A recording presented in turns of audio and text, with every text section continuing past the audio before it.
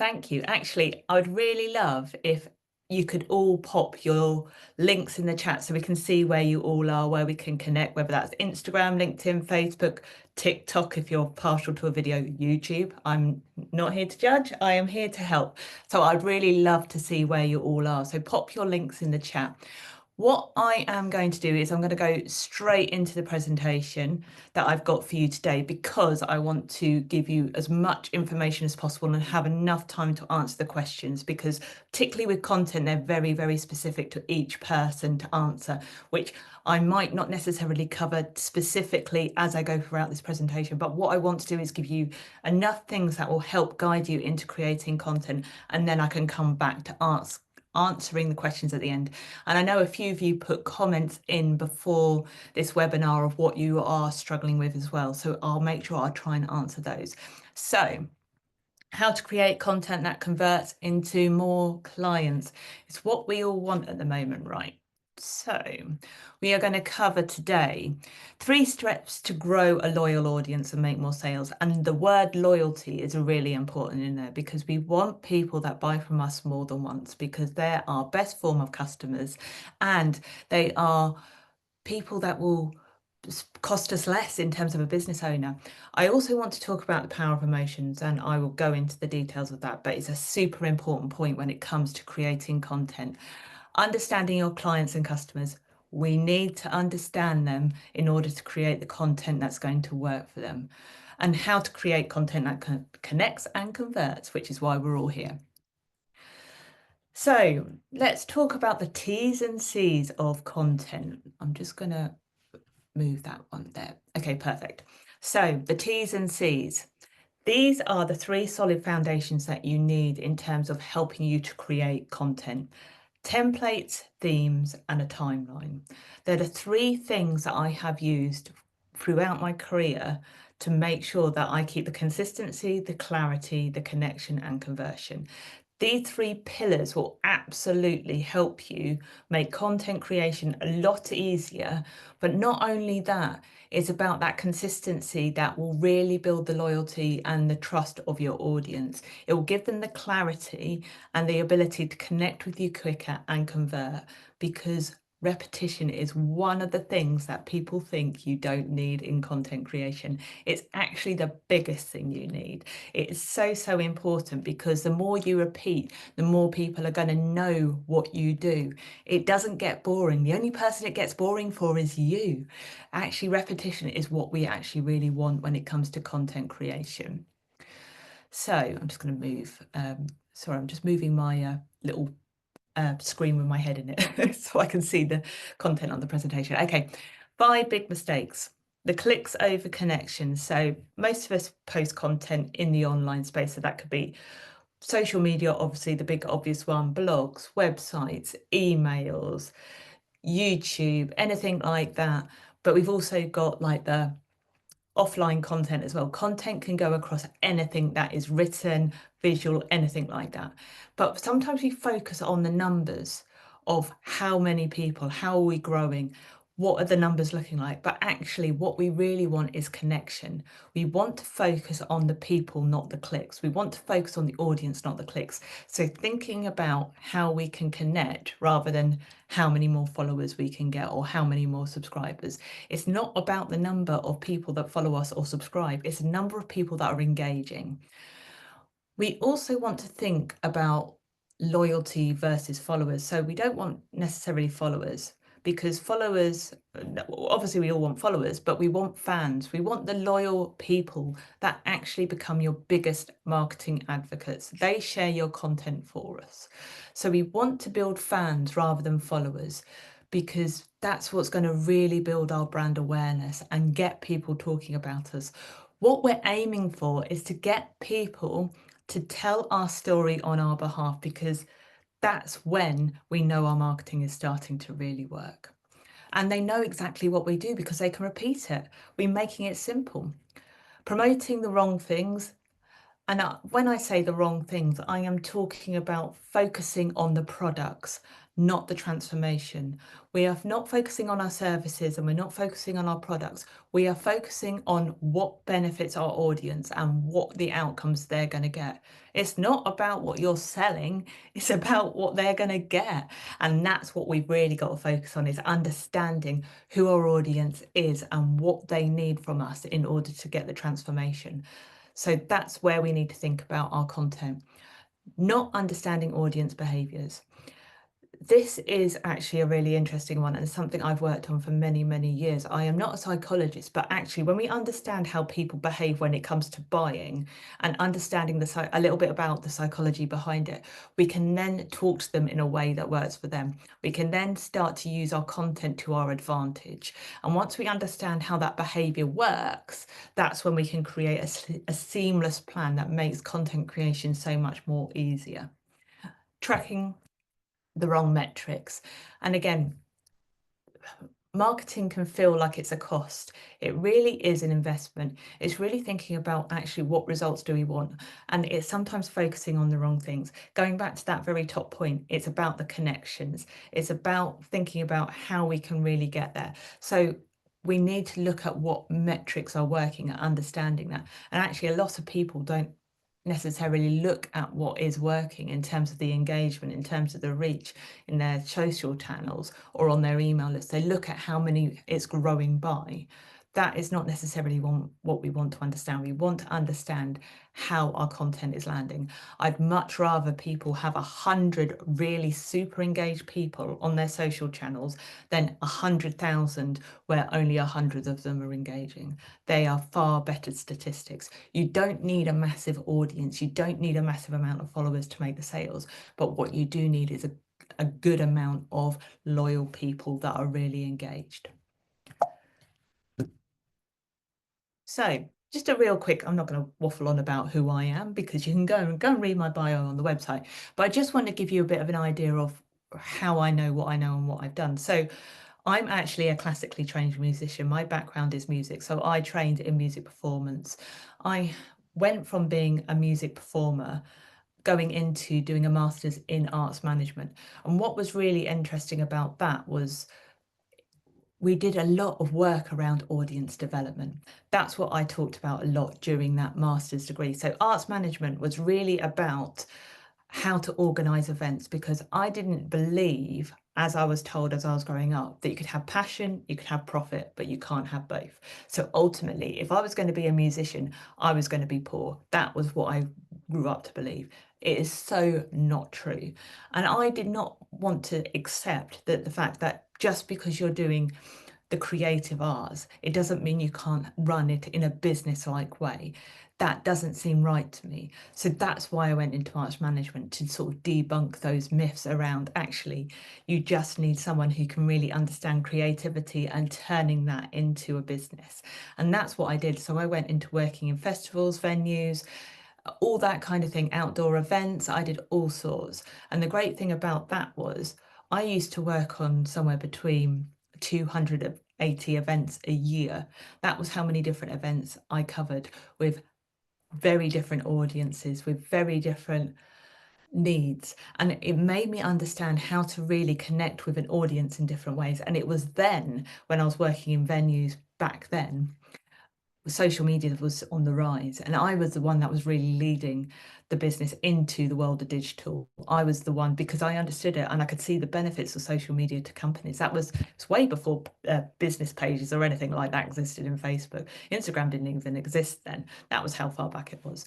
But I went on to, from doing that, into working in the charity and corporate sector for some pretty large organizations, and I was responsible for the entire business. So you're talking to 2,000 people per company. And I was responsible for anything digital within those organizations, whether that was social media channels, and they had multiple social media channels. It wasn't just one, it was like 50 I was responsible for. Websites that had huge amounts of pages and had quite a big team of people and a huge amount of following. My job being digital was pretty much anything that the organization did went through what my team did and what our area covered, whether that was branding, communications, business strategy, targets, all of that.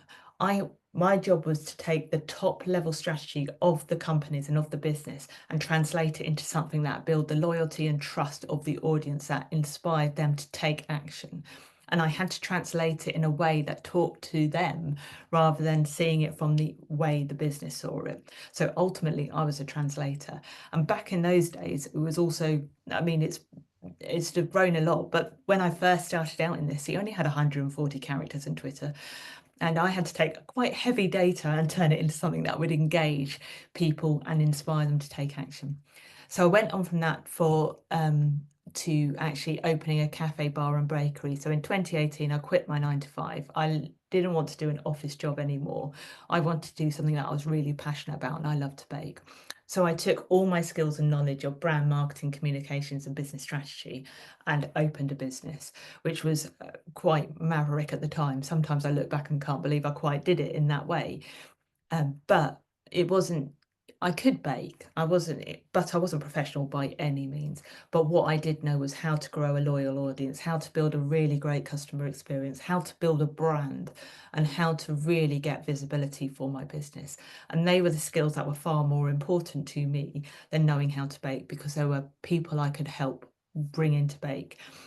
I went on from that to open then the bakery, which I crowdfunded, and then 3 months after opening the bakery, we won Britain's Best Local Awards.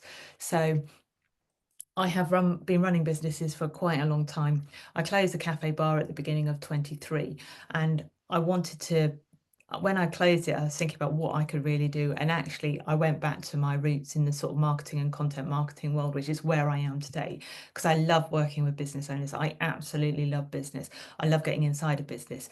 But where my skill set really lies is helping people develop content and marketing strategies that connect with their goals and turn them into loyal audiences, because I can really understand all about that kind of thing.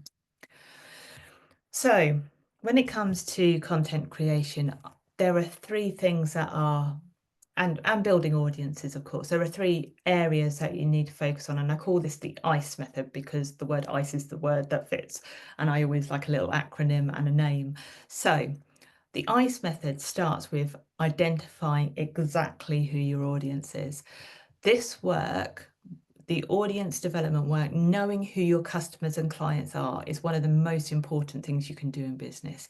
And I'm not just talking about what they want to buy and the problems they have. It goes much deeper than that, because that's how we can connect better. So when we are thinking about how to develop a content plan and content strategy that will really connect with our clients, we need to know who they are. Really know who they are, and I'll talk about that in a sec. So the first part of this ICE method is the identify, and that's where we have to go out and find them and attract them to our business. So they're not going to necessarily stumble across you in the online space. We have to go to them. We have to get in their spaces where they are, and that big part of identifying that will help us find who they are and what their problems are and how we can help them solve them. The second part is the connect bit. This is where we really start to engage and nurture our audience. So once we've found them, once we've connected, once we've identified them and reached them, this is where we have to make them feel like they're understood, seen and heard. Again, it's not about selling your products, it's about people feeling like that you hear them and you can understand them, and you can really build that connection. That is when your content will start to work really well, is when your audience feel like you're talking directly to them as individuals. And then the third part, that engagement part, this is where once they've become that person that you're really connected to, they turn from being just someone who's following you to someone who's an actual paying customer. And this part, which sometimes we think once we've got them over the line, that's it. Actually, this is where we really want to build their loyalty, trust, reward everything that they're doing, because that will keep them buying from us again and again and again, which is what we really want, because it's more cost effective for people to buy from us more than once. And they will also talk about you to the people that they think will benefit from you. So that's why we want to really nurture the people that are already in our world and really look after them. So really understand your audience. So the people that are following you, they aren't just another number. they are people, they are individuals. They have likes, they have dislikes, they have families, they have beliefs, and we need to understand exactly what is going on with them, who they are, what they do, what they like, what they don't like, in order to create content that will catch their eye, that will stop them from scrolling, that will make them want to sign up to your newsletter or scan that QR code. So when we're looking at who our audience is, and again, we're not just talking about they're a business owner that does X, Y, and Z that have this problem, which I can solve. We want to understand what it is that they actually like. What do they do? What do they read, watch, and listen to? What brands speak to their needs? We all have different brands. Take coffee shops, for instance. I use this example quite a lot, being a former cafe owner.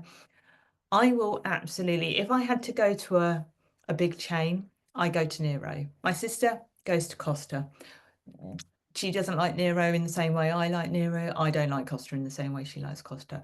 But they both appeal to different people because they position themselves in different ways. So we have to understand what brands speak to their needs, wants, and desires, and what brands don't. Also, the don't is really important because that understands what content isn't going to work with our ideal clients and customers. What is keeping them up at night? What's keeping them thinking in their head? What are the problems that they worry about? And what are those things that they are really concerned about? What are their current challenges at the moment? Not just in their own businesses but in their own lives. What results do they want? What transformation are they really looking for? What is it that you can do that will change the way they look at life, the way they think, whatever that might be? What and why do they buy? So where do they shop? What do they do? And what makes them want to buy? Why do they make that decision to buy? What are the incentives that really resonate to them? So, for instance, I will happily go and buy a really nice handbag. But if I go to Tesco and I find that there is a product that I would normally buy that isn't half price, I won't buy it. It's just the way that some people work, and it's understanding how and what we buy and how we buy that really helps us really position ourselves in terms of our content. And the final really most important point, how do they want to feel when they actually make that decision to follow, become your fan, and actually convert into a paying client? What feeling are they looking for? What is that emotion? And why is that important? Because 95% of purchases are made subconsciously based on emotion. We then back that up with logic because that justifies the means of what we really want. So we've got to talk to our ideal clients and customers' needs, desires, and behaviors. What do they really want? Because that is what's going to really connect us in terms of content. So we make around, I think, something like 35,000 subconscious decisions a day. So when you think of how many of those are actually based subconsciously in terms of purchases, we have to talk to the emotions of people. We have to understand what they are feeling and how we can connect with them in that way, because that will build a deeper connection with them. So before I get into content and really talking about the content that you should be creating and how you can help really connect with those clients and make more sales, I want to talk a little bit about the emotional stages of buying, because when we start to understand the process of how people make buying decisions, and if you never kind of taken note of how you buy things, and I'm not just talking about buying the shopping or paying the gas bill, I'm talking about the decisions which are either for your business, or maybe you're going out and buying a new pair of shoes or something that you wouldn't normally buy on an everyday basis. I'm talking about these stages of buying. When we understand what the different stages are, that's when we can really build the content that talks to this in terms of our ideal customers, where we can actually really make the content click and connect with them in a way that really able to build our businesses that suits their needs as well as our own. So the emotional stages of buying are in sort of 5 main key areas. The first one is the recognition. So you as business owners will know people have a problem before your customers and clients realize they have it themselves. You're going to know their problems because you're the expert in what you do. Many people will see that many business owners will see the problems way before their clients because they understand more about the subject area, because you are the expert in that space. So the first part of that emotional stages of buying is that recognition. And that's where a lot of our content in terms of attracting people will start to show them where their problems might be. So we're showing them a solution to a problem that they might not know they have, and raising their awareness in that. So it's thinking about how we can really get people to recognize the problems that they have. Once that recognition has gone from something of, oh, I didn't know I've got this problem, to I've got a problem, I need to fix it. The next stage, and again, look at your own behaviors in this, I need to find a solution. So they will look at where they can find those solutions. So that, in terms of your own content, is about sharing your expertise, sharing the information so that they can understand more about the problem they have and what they can do to fix it. The third part is there something better for me out there? We all do it. You know, look at holidays. How many times do you find a holiday and go, oh, I'm going to see if I can find a better one? We do it all the time. It's about evaluating the alternative. What options do I have? Is this really the best option for me?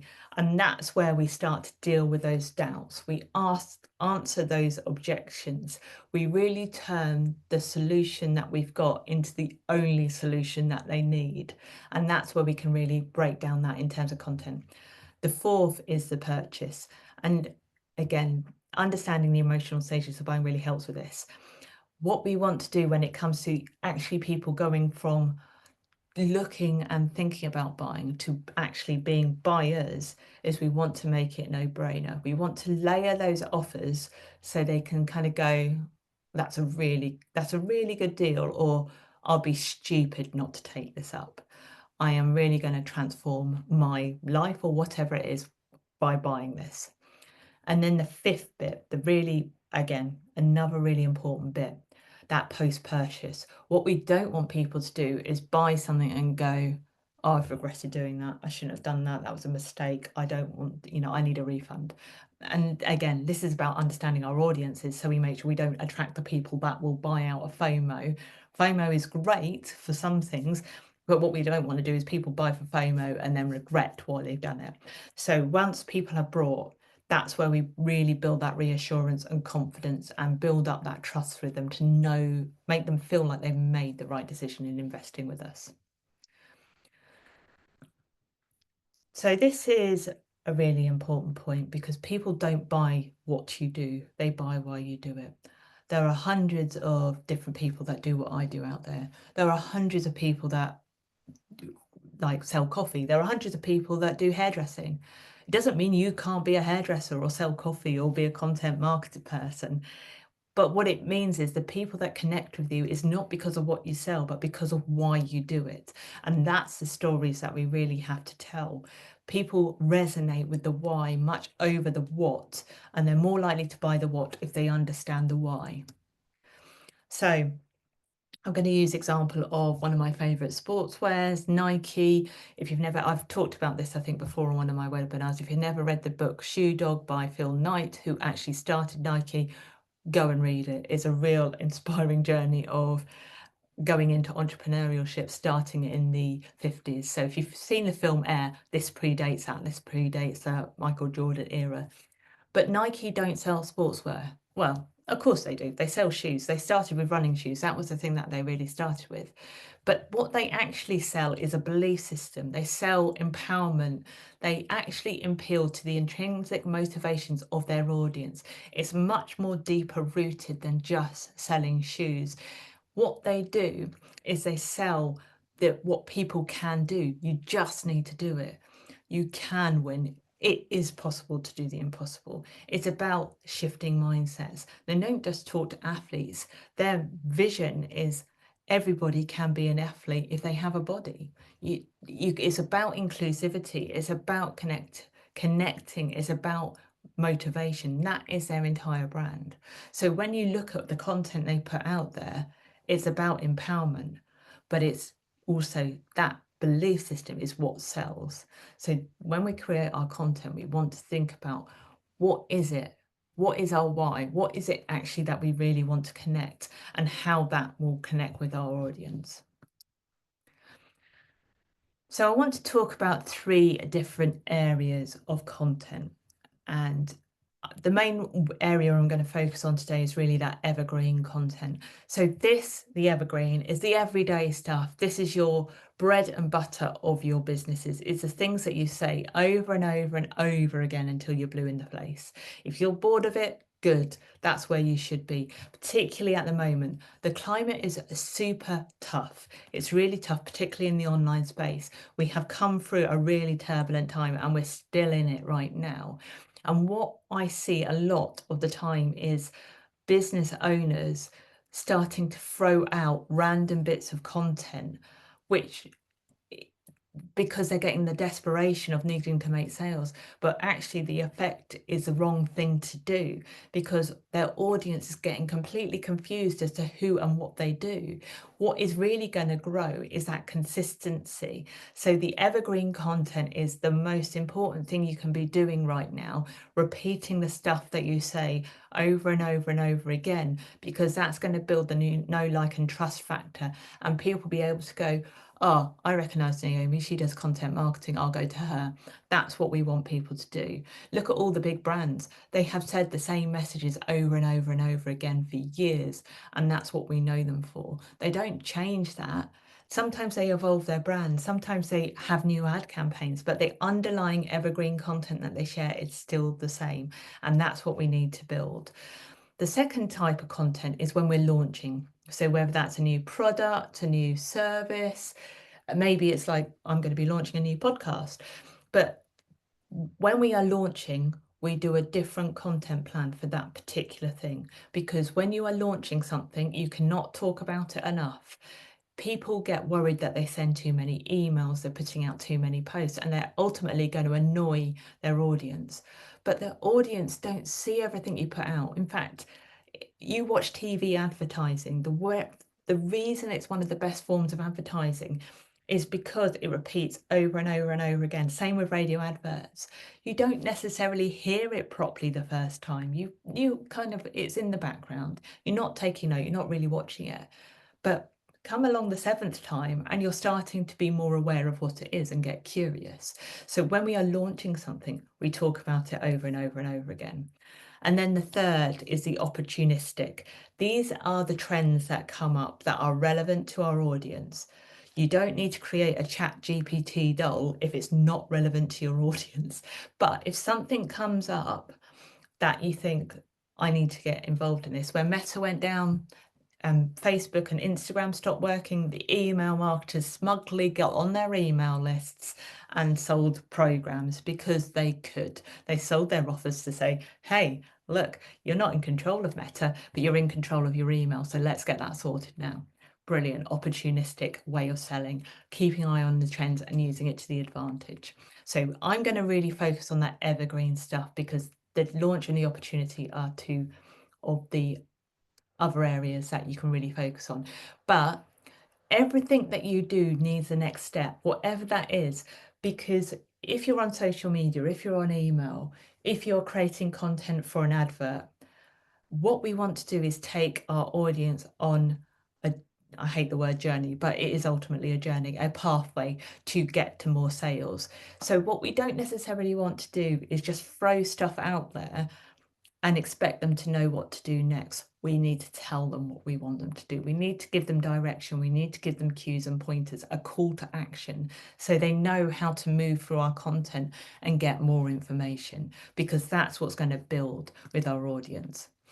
So content that connects and meaningful messaging. So that is me, by the way. I I was dressed as a giant squirrel taking a break to check on social media, because that's what I do in the name of content marketing and social media. Walk around London dressed as a squirrel to help a campaign that was doing for a conservation charity. So that's what I do. Anyway, I'm not dressed as a squirrel today, I promise you that. Although I do have a Tigger mug. Going back to sorry, I've completely lost tangent with my giant squirrel feet. Okay, so content that connects and meaningful messages. So there is only ever one person looking at your content at any one time. So when we create content, you're speaking to one person, not everybody. 85% of people that stay loyal to brands stay loyal because they feel like the content is personalized to them. They feel like they are being taught to as an individual. So that's why we want to create content that speaks to one person. I really encourage creating a avatar, a persona of your ideal clients. Give them a name, create a character for them. And when you write that content, speak to them directly, not everybody. Talk to that person. Talk to them as though you're sitting down having a coffee or a glass of wine or whatever it is that you drink, and actually have that conversation with them. That is the content that will really connect, that people go, that was written for me. That speaks directly to me. We want to personalize stuff as much as possible. This really works at the moment. Personalization and experience is what people are looking for. They're looking for connection. We're in an era of AI, which can be brilliant in terms of helping us with content creation. But the people that do really well are the people that actually really, truly want to connect and create an experience that people won't forget. People need to know you're believable and attainable. So it's not necessarily about selling the dream, it's about selling the reality, because your product is probably, or your service is really good. And it's not that people don't believe it can transform them, they just don't believe it's achievable for them. So they need to believe that they can achieve the results that you're saying that you can get. So when we're talking about being believable and attainable, selling the best wins aren't necessarily what's going to sell at the moment. Selling the achievements isn't necessarily going to sell at the moment. But if people can really understand and believe that they can change where they are now and in a realistic way, that's what's really going to connect. You also want to layer your messaging. So we don't want to bombard people with lots of stuff, but what we want to do is continue to build that through our content pillars. So we create 3 to 5 different content themes that are relevant to our audience, but talk to our values and what we ultimately are looking to sell. But we layer our messaging, so we keep on building that so that people can really see wherever those different places that they see you, because they might not just see you on social media, they might see you on an email, they might see your website, they might see you in an advert, they might see you on Google, or they might see you in person. But that messaging is layered so that you're creating like a real core layer of content that people can kind of build on. So you're not giving them everything at once, you're giving them little bits that kind of build that momentum and build that understanding of what you do in terms of your business. You talk their talk, you speak their language. We don't give them jargon. You don't want to, if people don't really understand what you're talking about, they switch off. They just go, I don't get it, it's not relevant to me. And it's not because you're necessarily saying anything wrong. They just can't connect with it. They don't understand it. It's beyond what they're doing. So we have to write our content as though they had written it. We need to put ourselves absolutely in their giant squirrel shoes. We want to be in their shoes. We need to be them. We need to go back to that slide of really understanding their audience. Go and actually be your clients, go and be your customers, listen to what they do a day in the life of them.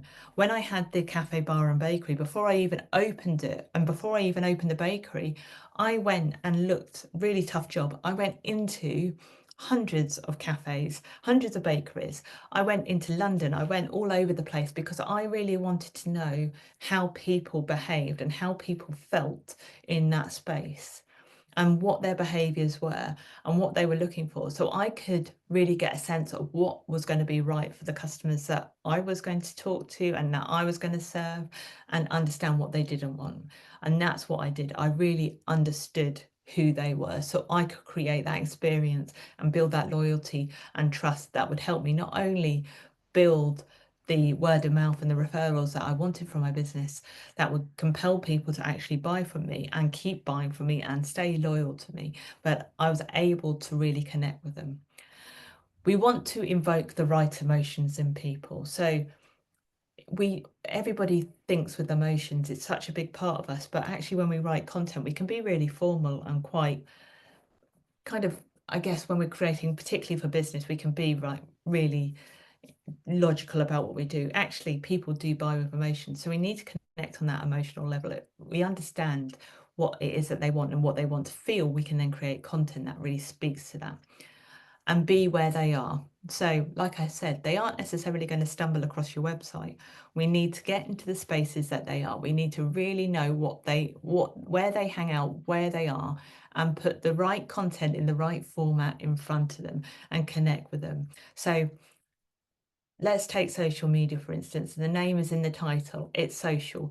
If you're posting, but you're not going out and engaging with your ideal clients and wondering why people aren't seeing your content, that's why. You need to actually go out and talk to the people. You need to go on their posts, comments, drop them messages, connect with them in a really genuine and honest way, because that is what's really going to build the content and really build that know, like, and trust factor. I often talk about the baked beans effect, because if people don't get what you do, they don't care. They need to understand. And the way we do that is keeping things simple, clear, relatable, and actionable. We want to keep it simple so they understand it really, really quickly. We want to do exactly what it says on the tin. So when we create content, that's what it should be. It should be clear, it should be simple to understand. People should be able to relate to it, and they should know how they take action, what to do next. That when we create content like that, in that really simple, strategic way, that's when we start to make more sales and really start to connect with the audience. So I'm going to use an example here of how to tell your story in a strategic way. So when I talk a bit about strategic storytelling. So it's how you talk about your why and who you are and what you do in a way that will appeal to your audience, that builds connection and builds that trust. So last year I had to go to the dentist and I cried in the dentist chair. It was my second ever filling. And the reason I cried was because I changed dentists. I was with a new dentist. My previous dentist, I'd actually spent many hours in the chair with, because I had an accident back in after I actually opened the cafe, bar and bakery at the beginning of 2019, and I had to have a huge amount of work done on my teeth, and I spent hours in the dentist chair. So none of my front teeth are real, they're all fake. And I moved and I had a new dentist, and for whatever reason, they'd messed up my appointment. I needed a filling. I was determined to have a white filling. She was insistent on giving me a silver filling because she'd not left enough time to do the white filling. And I could hear this conversation going on behind the counter, behind the reception desk, because then hadn't got a room, and she kept asking me over and over and over again to have a silver filling, and I still said no. I paid extra. I paid £100 extra for the white filling. I did not want a silver filling, even though no one would see it. I would know it was them. Anyway, I talked about this on LinkedIn, in my email, on Facebook, on Insta, and the amount of messages I got off the back of this story, including people booking discovery calls with me, was quite remarkable, really. But this is actually from one of my clients who is currently in my membership now, who actually connected with me because of that story, because of what I talked about and that actual real vulnerable emotions. It actually encouraged people to tell me their fears and their traumas that they'd had in the dentist. So I know a lot about people's oral hygiene, but actually it was really that story, that me telling them of how experience and customer experience is super important, and understanding how you make people feel is what really connected people. It wasn't necessarily that message underneath it, which was about that customer experience. It was about the reality of sometimes, you have to be brave and do things that you don't like to do. That's what people loved. So marketing is no longer about the stuff that you make, but about the stories you tell.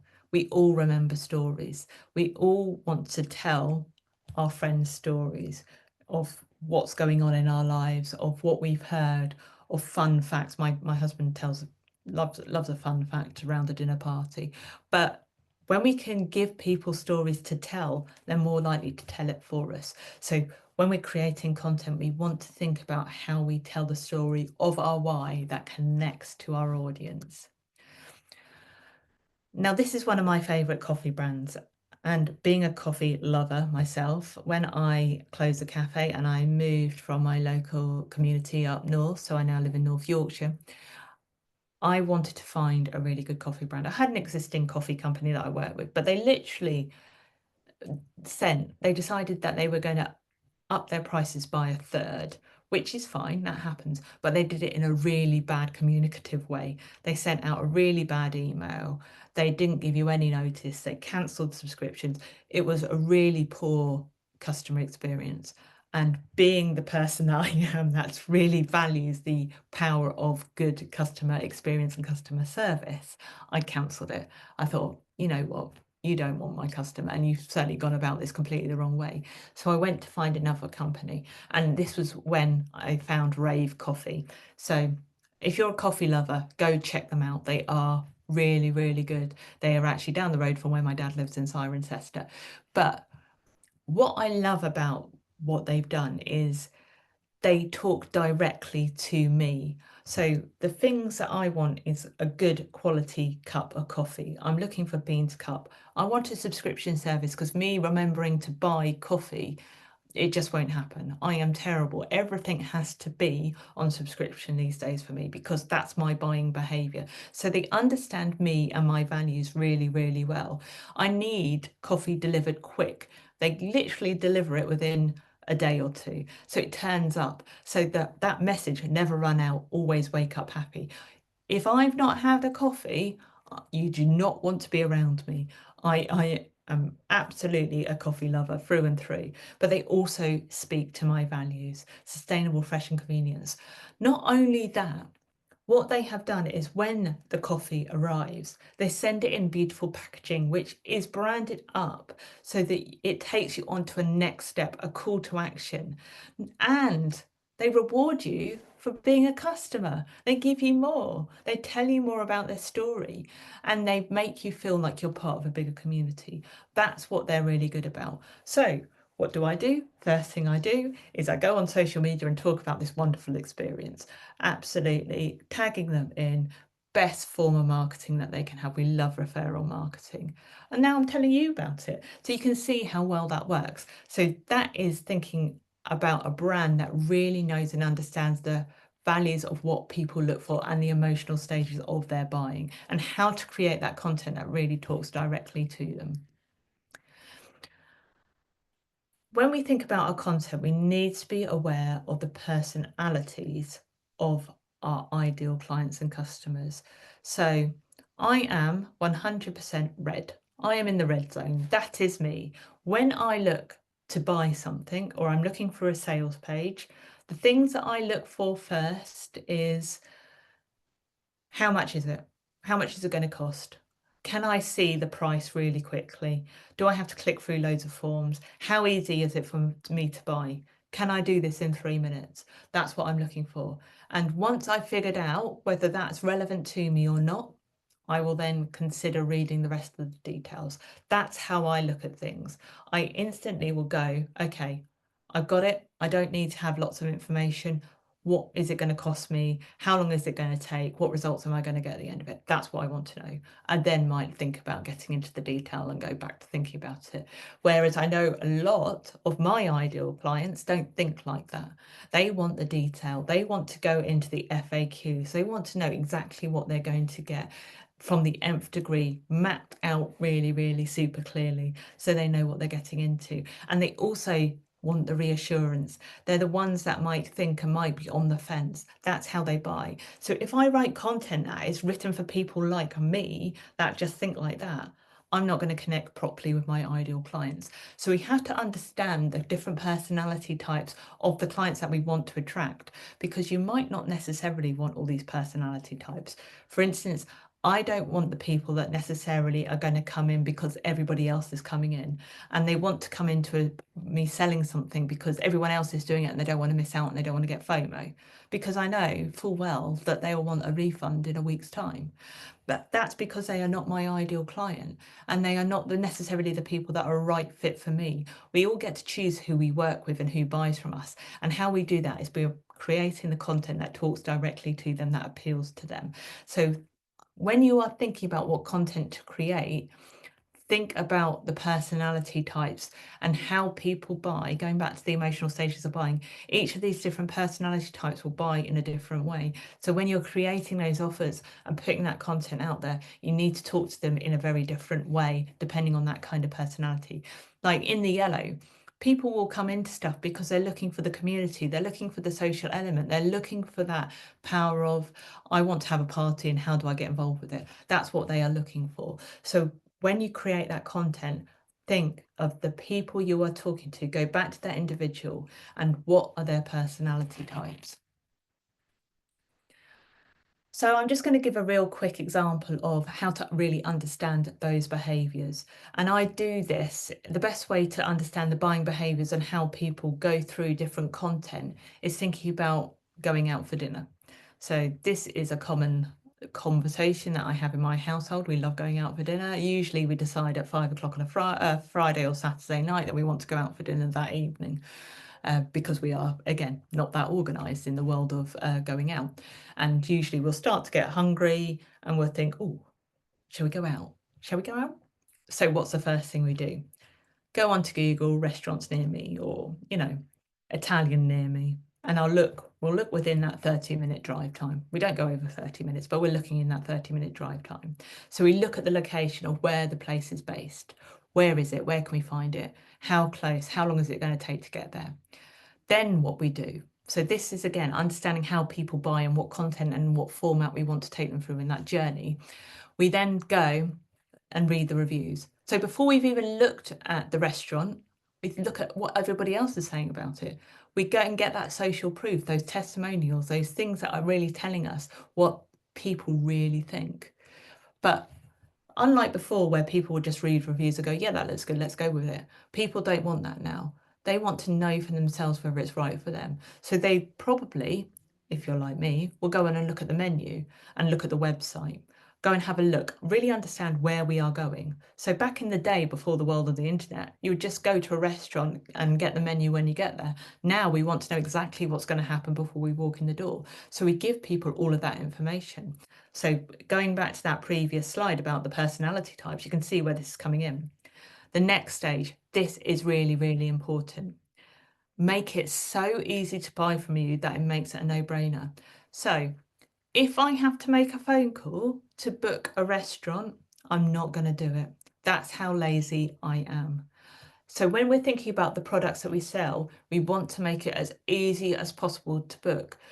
If you've got a one-to-one offer and people have to then book a call to then talk about it, is that going to put them off? Or there is another step, they have to fill out a form. That might be the barrier between them becoming a customer and actually not. So think about how you make it easy to book. If I've got to make a phone call to a restaurant, I won't, because most of the time I can't really understand what anyone says on the telephone. That's why. And also, I don't want to spend my evening ringing around people. I want to know whether they got availability there and then. Then once we've booked, it's then about the experience. It's about that in-house experience, what we're getting from people. Are the loos clean? I always judge a place on a loo. If the loos are clean, I know the kitchen is clean. That is generally that's generally what I think, the world of hospitality. It's about that experience, about those added benefits, because that experience when they are actually working with you or in your venue will feed into the final bit, the dinner debrief, the how was the food, what did you enjoy, what was the service like, what are you going to write on Google or tell your friends about, and how do they reward that loyalty? How do they make you want to go back again? That is the behaviours that we need to think about when we're working with our clients, is what stages that they would go through in terms of that. So use that example in your own businesses and think about how people travel through from being someone that finds you to someone that actually becomes a loyal paying customer that talks to people about it. And we can do that through our content.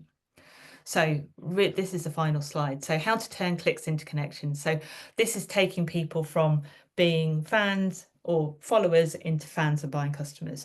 So everything we do when it comes to our content has a purpose. We're not just throwing stories out there. What we want to do is be really clear with our messaging. So we talk about the same things over and over and over and over and over again, because that builds awareness, recognition, know, like, and trust. We then want to build that emotional connection, tell the real stories, get people to know you, because that's what they're buying. They're not buying your products, they're buying you. And that's what they're looking for, is that real connection and that experience. And when we give them the simple solutions, we give them the easiest, fastest, quickest, best answers that they can get in terms of what we sell, because that's what people are looking for. They don't want to have to work hard to get results. We're lazy. We want it really easy, particularly in today's climate. So we show that for our content and we repeat it over and over again. Particularly at the moment, saying the same things over and over again is what's going to work the best, because that's how people get to know you.